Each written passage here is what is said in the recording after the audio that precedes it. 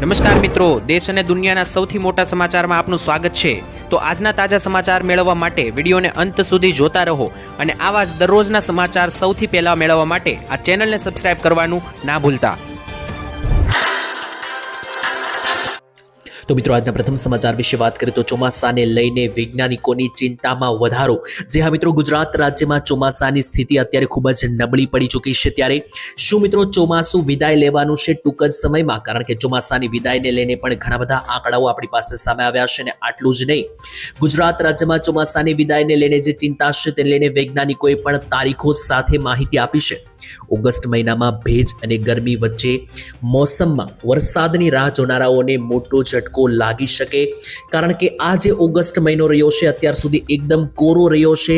ગયા વર્ષે આ મહિનામાં ખૂબ સારો વરસાદ હતો, આ વર્ષે આ મહિનામાં વરસાદ જ આવ્યો નથી। જોકે છેલ્લા 5 દિવસમાં વરસાદની આગાહી છે, હજુ એના વિશે આગળ હું તમને સમજાવું, પરંતુ વૈજ્ઞાનિકોએ શું જણાવ્યું છે અને ચોમાસાની વિદાયને લઈને ખૂબ જ મોટા ચિંતાજનક જે સમાચાર આવી રહ્યા છે તેના વિશે અપડેટ આપું તો ભારતીય હવામાન ઉપગ્રહ INSAT 3DS અને આંતરરાષ્ટ્રીય હવામાન દેખરેખ પ્રણાલી દ્વારા બહાર પાડવામાં આવેલી નવી ઉપગ્રહ છબીઓ અનુસાર અરબી સમુદ્ર પર અસામાન્ય શાંતિ દર્શાવી રહ્યો છે।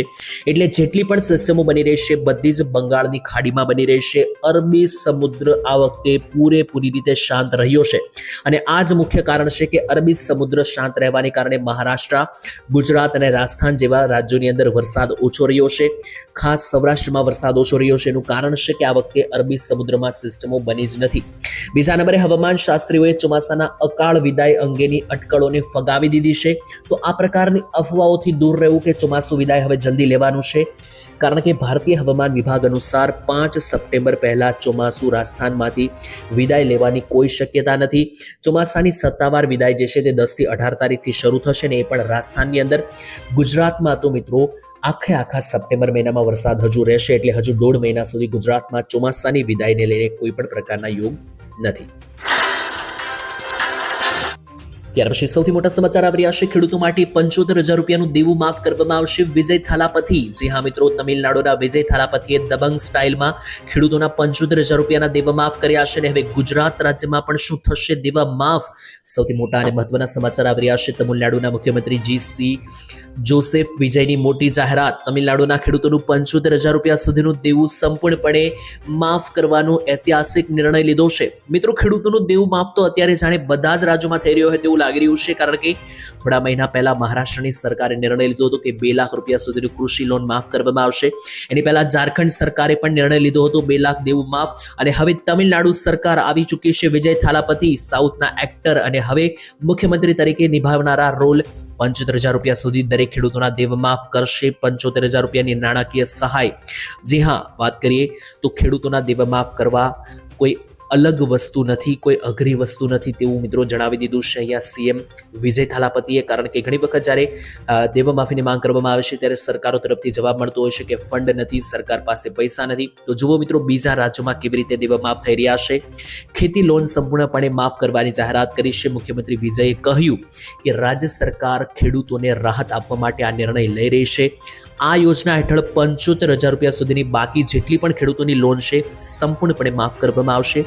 સરકારે આના માટે 953 કરોડ રૂપિયાની વધારાની સહાય પણ આપવાની જોગવાઈ કરી છે તેવું મિત્રો અહીંયા સમાચાર આવી રહ્યા છે। ત્યારે જેવું મિત્રો બીજા રાજ્યોમાં દેવું માફ થાય એટલે એક સમાચાર ખૂબ જ વધારે વાયરલ થતા હોય છે કે ગુજરાતમાં થશે કે નહીં। તો મિત્રો, ગુજરાતમાં થશે કે નહીં એનો જવાબ તો અમે પણ અત્યારે ના આપી શકીએ, કારણ કે ગુજરાતમાં દેવા માફી અંગે અત્યારે હાલ કોઈ પણ ચર્ચા પણ નથી, સરકાર તરફથી પણ કોઈ જાહેરાત નથી। જોકે બીજા રાજ્યોમાં દેવા માફ થઈ રહ્યા છે એનાથી આપણે એ તો ખબર પડી ગઈ કે ખરેખર જો દેવા માફ કરવા હોય તો શક્ય છે, અશક્ય નથી, કારણ કે જો બીજા રાજ્યોની સરકાર કરી શકતી હોય તો મિત્રો દેવું માફ કરવું કોઈ અશક્ય નથી। એ વસ્તુ તો આપણને અહીંયાથી સમજાઈ જાય।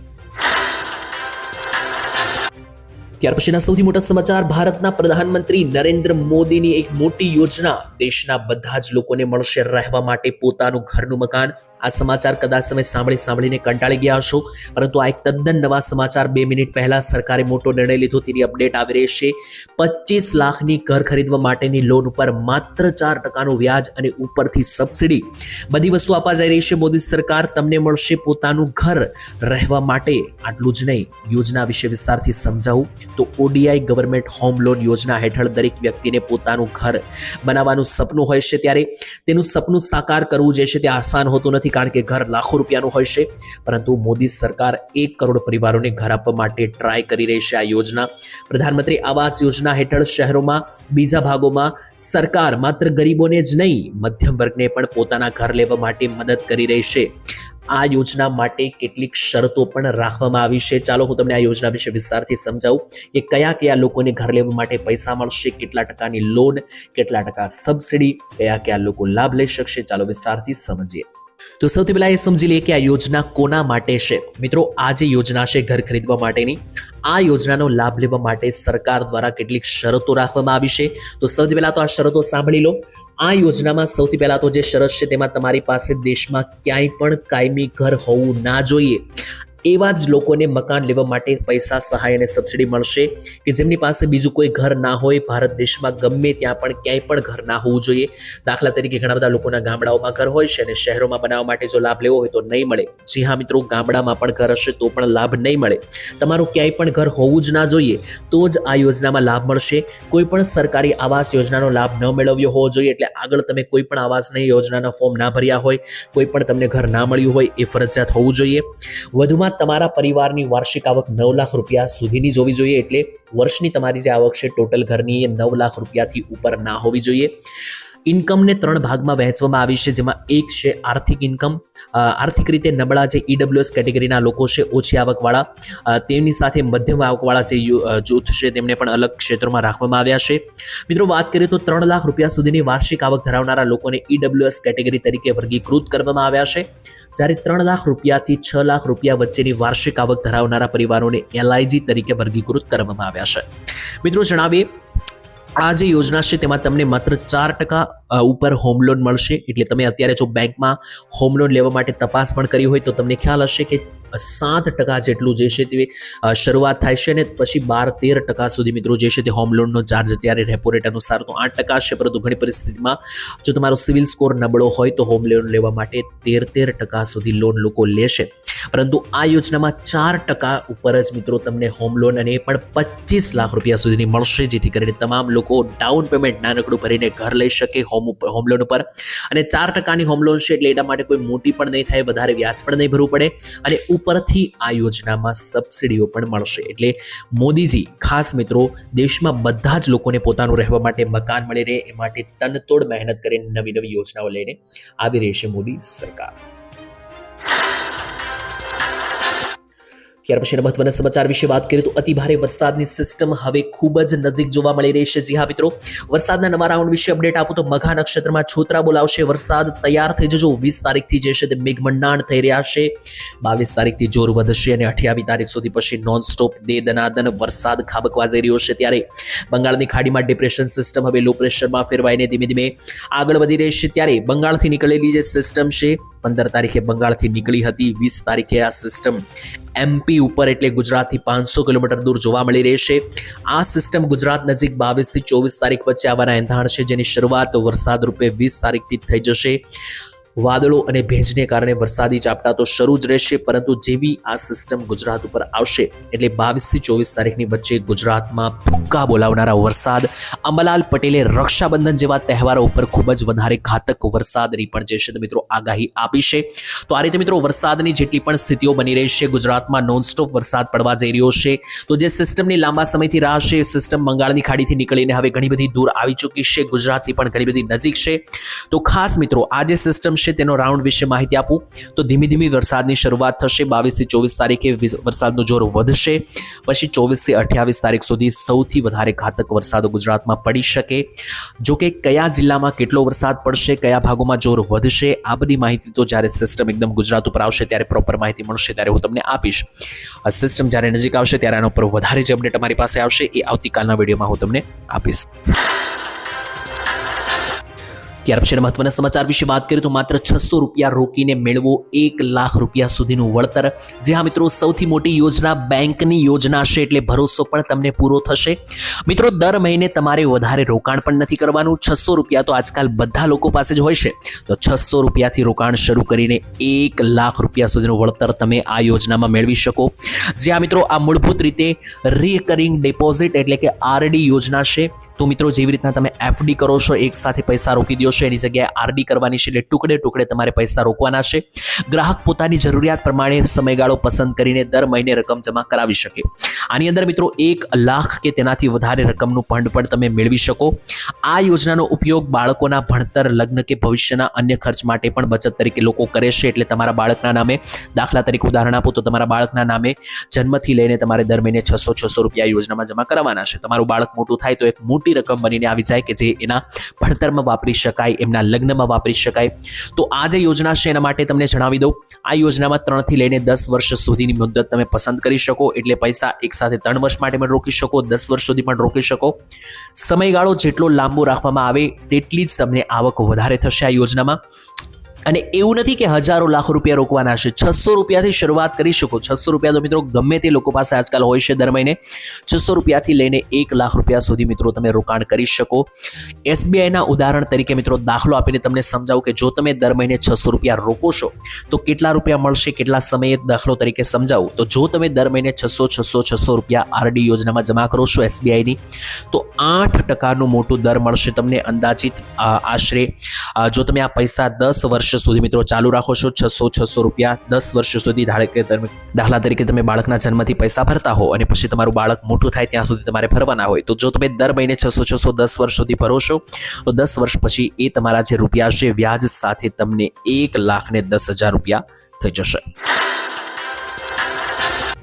ત્યાર પછી જોઈએ તો બહાર ખાવા જાવ એ પહેલા ખાસ જોઈ લેજો. સૌથી મોટા સમાચાર આવી રહ્યા છે. ગુજરાતમાં એક મોટી ઘટના બની છે અને ત્યાર પછી ગુજરાતની તમામ હોટલો, રેસ્ટોરન્ટો અને તમામ જે ખાવા પીવાની દુકાનો છે ત્યાં ખૂબ જ વધારે મિત્રો ડરનો માહોલ, કારણ કે સુરતમાં મિત્રો એક અદ્વિતીય ઘટના બની ચૂકી છે. જી હા મિત્રો, સુરતના એક રેસ્ટોરન્ટમાં, શીતલ રેસ્ટોરન્ટમાં થયેલા ફૂડ પોઈઝનિંગ મામલે આરોગ્ય વિભાગ એલર્ટ મોડ ઉપર આવી ચૂક્યું છે. જી હા મિત્રો, સુરતની અંદર આવેલી શીતલ રેસ્ટોરન્ટની અંદર લોકો મિત્રો, એક પરિવાર જે છે તે જમવા ગયો હતો. ત્યાં મિત્રો તેની અંદર ખાવામાં ભેળસેળ કે પછી વાસી ખાવાનું, ફૂગવાળું ખાવાનું મળતા મિત્રો જે છે તે એક 5 વર્ષની બાળકીનું કરુણ મૃત્યુ થયું છે.